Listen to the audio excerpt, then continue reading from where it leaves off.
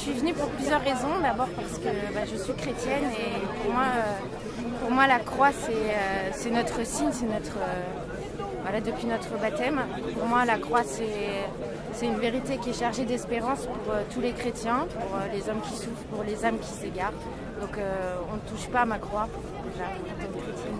Je suis là aussi en tant que Française et dans la tradition de mon pays, il y a la croix, il y a cet héritage chrétien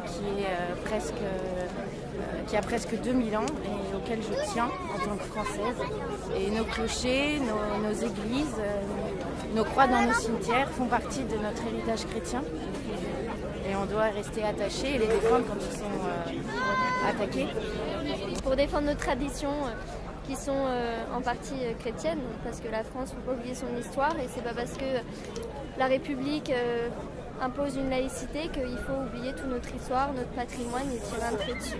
Je veux rappeler que les racines de notre France sont chrétiennes et que si on commence à enlever cette croix-là, pourquoi pas les autres ?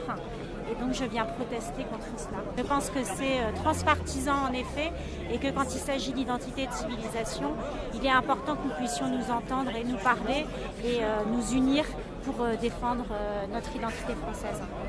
L'arrêt du Conseil d'État est une agression contre la Bretagne, contre son identité, contre la France, contre notre mode de vie.